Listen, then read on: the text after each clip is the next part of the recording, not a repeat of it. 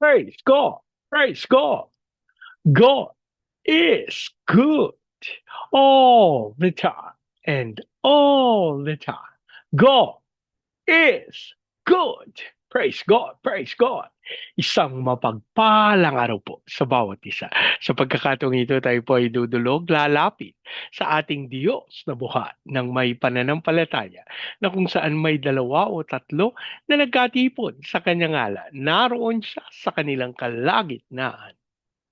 Sa araw na ito, tayo po ay dudulog sa Panginoon sa ngalan ng bayan ng San Miguel sa probinsya ng Catanduanes. Sa ating hihilingin na maitatag ang altar ng ating manunubos sa bayan ng San Miguel. Maimudag sa atong mga kaigsuunan diha sa Visayas ug sa Mindanao. Bisan pa katong atong mga kaigsuunan nga anaa sa Luzon ug sa laing nasod. Dalaygon ang Ginoo sa walay katapusan. Ang ating pong pagsambay mula sa Aklat ng Mga Awit, 81 kabanata, ang talata po ay 7. Iniligtas kita sa gitna ng hirap, sinaklolohan ka ng ika'y tumawag. Tinugon din kita sa gitna ng kidlat at sinubok kita sa batis. Meriba, Selah.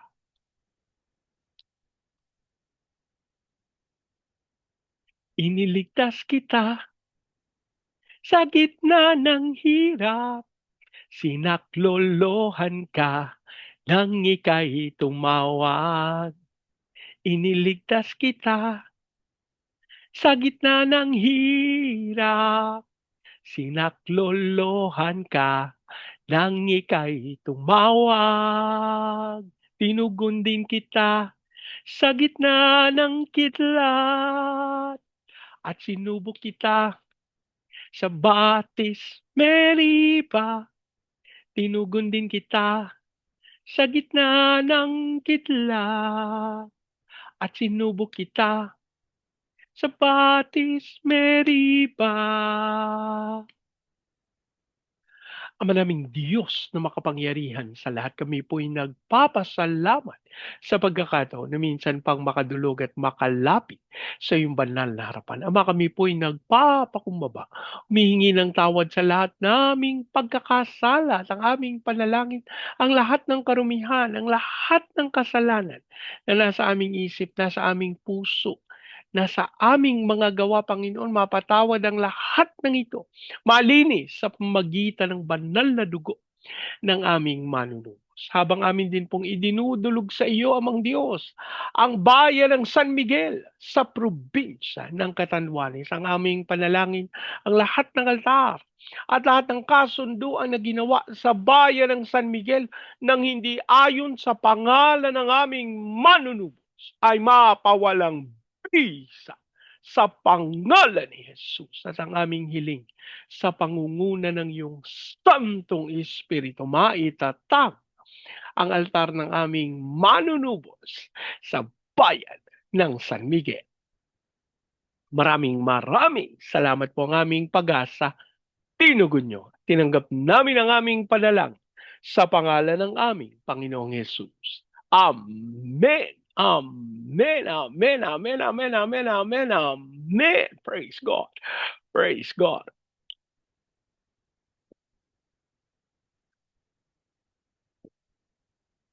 Ang atin pong pagbubulay ay mula sa aklat ng Genesis. 38 kabanata, ang talata po ay 6 hanggang 11. Pinapag-asawa ni Huda ang kanyang panganay na si at ang napangasawa nito'y si Tamar. Napakasama ng ugali ni kaya't nagalit sa kanya si Yahweh at siya'y pinatay. Kaya't sinabi ni Huda kay Onan, tungkulin mong sipingan ng biyuda ng iyong kapatid upang magkaroon siya ng mga anak sa pamamagitan mo. Alam ni Onan na hindi ituturing na kanyang magiging anak niya sa kanyang hipag, kaya't itinapon niya sa labas ang kanyang binhi upang huwag magkaanak ang kanyang kapatid sa pamamagitan niya. Ito'y kasuklam-suklam kay Yahweh, kaya't pinatay rin siya Sinabi ni Judas sa manugang niyang si Tamar, umuwi ka muna sa inyo at hintayin mong lumaki ang bunso kong si Sela. Sinabi niya ito dahil sa takot na baka mangyari kay Sela ang sinapit ng kanyang mga kapatid. Kaya't umuwi muna si Tamar sa kanyang ama. Ang Diyos po ang magpala ng kanyang buhay at makapangyarihang salita. Kapag atin pong siniyasat ang bahaging ito ng banal na kasulatan, ito po'y madalas na ginagamit ng mga nagnanais na iligtas ang kanilang mga sarili at ang iba laban sa paggawa ng mga bagay na hindi nakalulugod sa Panginoon. Nako, mukhang maganda kapag tinignan natin. Pero kapag siniyasat natin, ang katotohanan ay higit doon sa ganong kaisipan. Okay? Hindi ko sinasabing mali. Ang sinasabi ko, higit. Sinosobrahan nito yung katotohanan na itinalaga ng Panginoon. Pag-uusapan po natin yan. Pinapag-asawa ni Huda yung kanyang panganay na anak. Di ba po, lumipat siya, umalis siya doon sa piling ng kanyang mga kapatid at nagtungo siya sa ibang lugar. Pagdating niya doon, nakapag-asawa siya at yung kanyang panganay na si pinapag-asawa niya. At nakapag-asawa si ng isang babae na ang pangalay Tamar. Pero napakasama ng ugali ni At dahil dito nagalit si Yahweh at siya'y pinatay. O naiisip niyo yung mga kakilala niyo na masasama ang ugali. Nako, Diyos ko. Naalala ko yung panalangin ni Cara David.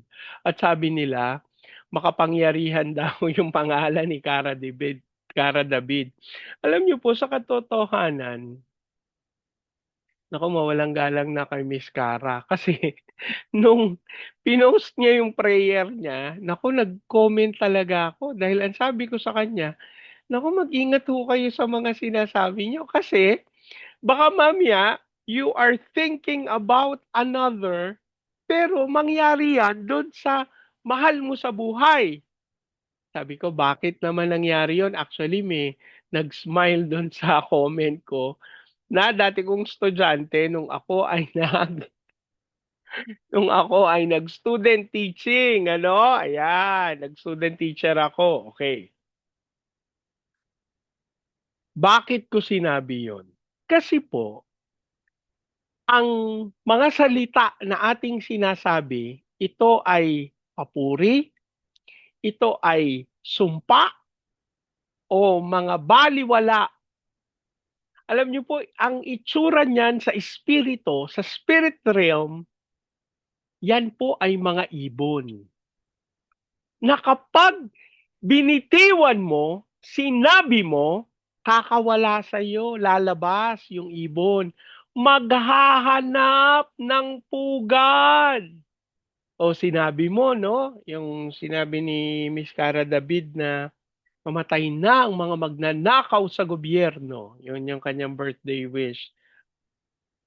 Ibon yun na lumabas sa kanyang labi at nagtungo doon sa mga itinuturing niya na magnanakaw sa gobyerno.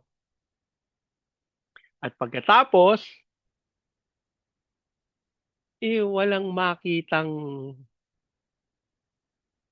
lilim-liman. Walang makitang nest na kung saan pwede siyang mamugad yung ibon. Alam niyo ang gagawin? Babalik dun sa nagsalita. Babalik siya dun sa pinanggalingan niya. At maghahanap siya ng pugad. Sa pagkakataon na wala din siya makitang pugad, hahanapin niya, pupuntahan niya yung mga kapamilya nung nagsalita, nung sumpa, o nung blessing, nung pangako, at doon siya mamumugad para magkaroon ng kaganapan yung kanyang sinalita. Nauunawaan niyo mga kapatid? Huwag tayong nagjo-joke-joke. Okay po? Hindi, joke lang naman yun eh. Naku, baka akala natin ganun kadali ang mga bagay na espiritual. Pero ako po, sinabi ko yon out of my humble opinion and understanding nung possibility na mamaya meron kang hindi mo alam, kapamilya mo na gumagawa ng hindi ayon sa kalooban ng Panginoon, ng hindi ayon sa katuwiran, mangyari sa kanya yung mga ninanais mo. Kaya mag-ingat po tayo, ano po? Ay hindi, alam ko talaga ginagawa yan nung kakilala ko eh. Eh di, naku, eh di nagsalita ka na ng hindi magaganda, no? Nagpakawala ka na ng maraming ibon. Maawa ka sa sarili mo, kapatid. Dahil ang sabi ng salita ng Diyos, walang matuwid. Wala kahit isa. Hindi po, I am not intending to promote yung pagsalitaan natin ng hindi maganda yung ating mga kaaway, no? Ang sinasabi ko po, yun nga yung wina-warning ko eh. Baka kasi bumalik sa inyo, no? Eh, ano ngayon na sasabihin ko, eh talaga namang masama, eh talaga namang magnanakaw, eh talaga namang sinungaling, eh talaga namang, eh sabihin mo kung ano yung totoo, pero huwag kang magbitiw ng mga salita labis dun sa sinabi mo. Yun po yung sinasabi ko kanina na kalabisan. Ano po? Mamaya meron pa yan. Okay, so ituloy natin. Masamang ugali ni nagalit si Yahweh sa kanya at siya'y pinatay. Okay? Huwag kayong mapanghusga. Namatay si yung kapitbahay namin. Masama siguro ugali nun. Nagalit ang Diyos sa kanya. Huwag po kayong gumawa ng kuwento, mga kapatid. Hindi porket sinabi sa Biblia na ganito, ganyan na rin yung idadahilan nyo dun sa inyong mga kakilala. Please lang, huwag kayong mapagbintang. Okay. So, namatay si Ang ginawa ni Judah dahil sa kanilang kaugalian, tungkulin ng susunod na kapatid na bigyan ng anak yung balo at ituturing na anak ito nung namatay. Ang galing no po? Kasi usually o ang mangyayari kasi kung hindi nagkaanak si mapuputol na yung kanyang lineage. No? Wala na siyang saling lahi. Pero dahil maganda po yung kaugalian ng mga Israelita, dapat meron pa rin siya. So, ang gagawin, magkakaanak siya sa pamamagitan ng kanyang kapatid. Pero tuso itong si Onan. Ano po? Kasi sabi sa kanya ni Huda, tungkulin mong sipingan ng biyuda ng iyong kapatid upang magkaroon siya ng anak, mga anak sa pamamagitan mo. Pero dahil alam ni Onan na ituturing na hindi kanya yung anak kung hindi sa kanyang nakatatandang kapatid, aba, itinapon niya yung kanyang binhi. Para hindi magkaanak yung kanyang hipag at yung kanyang kapatid. Pambihira talaga. Ito po yung sinasabi ko na selfish idea. Ayaw niyang magkaanak yung kanyang kapatid sa ngalan niya, sa pamamagitan niya. At ito po ginagamit ng mga nagtuturo. Kasi sabi nila, kasuklam-suklam kay Yahweh yung ginawa niya kaya't pinatay siya. Ang kasuklam-suklam kay Yahweh ay yung kanyang kaisipan na ayaw niyang magkaanak yung kanyang kapatid sa ngalan niya. Although, of course, hindi talaga tama yung kanyang ginawa. Pero kasi, eto ngayon ginagamit ito ng mga anti-family planning. Hindi, wag kayong wag niyong gawin 'yan, 'no, na ilalabas, 'no? Naku, patawarin niyo ako kasi hindi ko magamit yung salitang ginagamit nila. Pero yun nga, kasi hindi daw yung katanggap-tanggap sa Panginoon. Nagagalit daw si Yahweh do'n. Alam niyo po yung kaisipan, doon nagalit si Yahweh na hindi marapat. Biro mo, magkakaroon ng anak yung kapatid mo, matutuloy yung salinlahi ng kapatid mo dahil sa'yo, pero ayaw mo. So ayaw niyang mukha kasing maiisahan siya nung kanyang kapatid. Kaya anong nangyari? Ito'y kasuklam-suklam kay Yahweh, kaya pinatay rin siya. Kaya si Onan, namatay din. Okay? So, si Huda, kasi dalawang anak niya na yung namamatay. Nung pagkamatay ni Onan, naku, sinabihan niya si Tamar. Sabi niya, umuwi ka muna sa inyo. Hintayin mong lumaki yung bunso kong anak na si Sela. No? So, yun yung kaisipan niya, yun yung sinabi niya pala. Pero ang kanyang kaisipan, natatakot siya. Baka mangyari rin kay Sela yung sinapit ng mga kapatid niya. Alam niyo po mga kapatid, ito yung isa sa marapat nating bigyang pansin, katotohanan.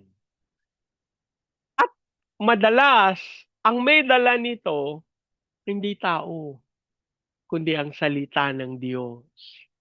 Kaya alam niyo po, when you are in search of truth, go back to the Bible.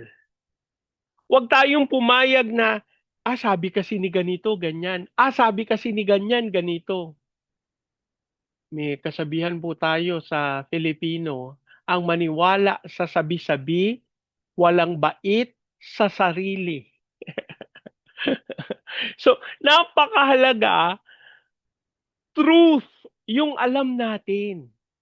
Ano po?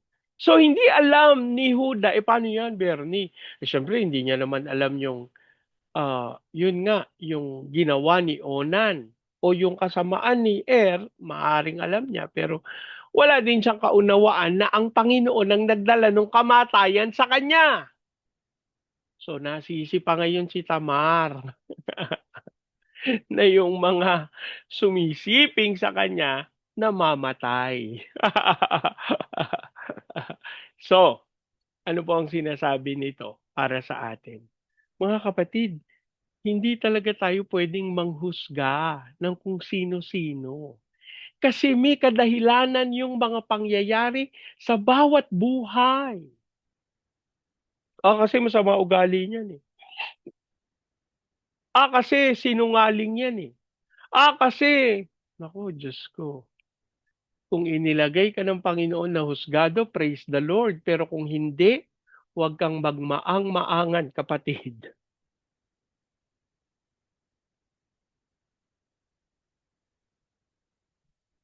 Huwag po nating gawin na tayo mag-iisip ng hindi maganda laban sa ibang. Paano yun, Bernie? Kasi ganito talaga yung sinabi niya. Kasi ganito talaga yung ginawa niya. Ipagpasa Diyos mo. Yun ang pinakamahalaga. Kasi kapag nanghusga ka, katulad ng sinabi ko sa inyo kanina, yung ibon, babalik yun.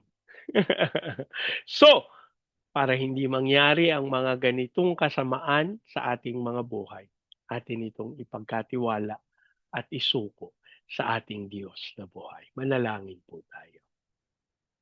Ano naming Diyos na makapangyarihan sa lahat, kami po'y humihingi ng tawad sa mga kaisipan, sa mga sinabi namin na hindi maganda laban sa iba.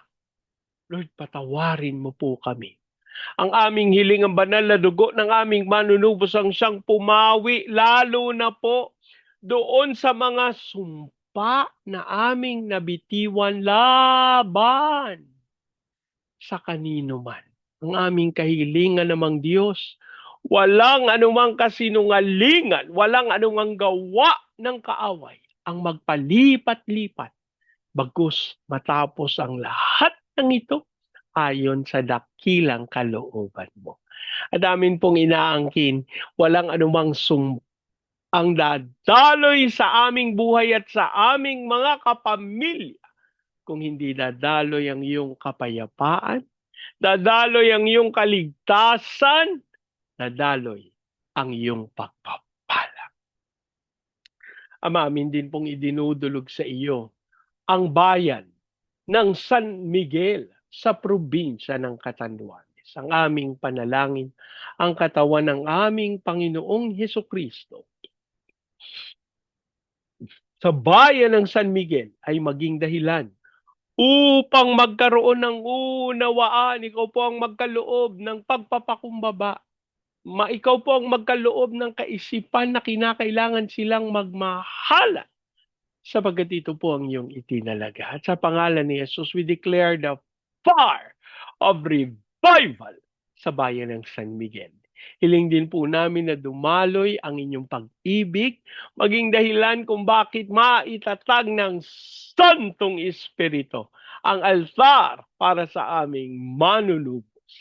Dalangin namin namang Diyos na makapaghandog ng pagpupuri, pasasalamat, pagsamba, at mga handog na hain sa bayan ng San Miguel. Lord, dasal namin na dumaloy ang iyong spirito at kapangyarihan sa Baguio City, Cagayan de Oro, Legazpi, Lipa, Manila, Pampanga, Pateros. Kilusan mo po ng may kapangyarihan ang mga bayang ito. Tunay na maranasan nilang dakilang pagsama at pangunguna mo. Habang amin din pong idinadalangin sa iyo, hallelujah, na dumaloy ang kaunlaran buong Luzon, Visayas at Mindanao. Pahintulot mo na matupad namin yung tawag mo sa amin to be the launching pad of the gospel, to be a missionary sending country, and to be the America of Asia in the height of its glory.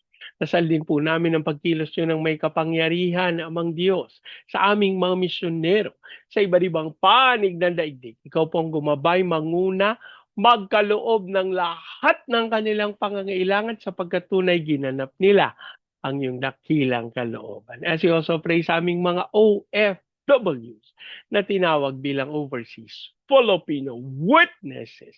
Yan mong sila'y patuloy na makasaksi sa mga bansang iyong pinagdalhan sa kanila.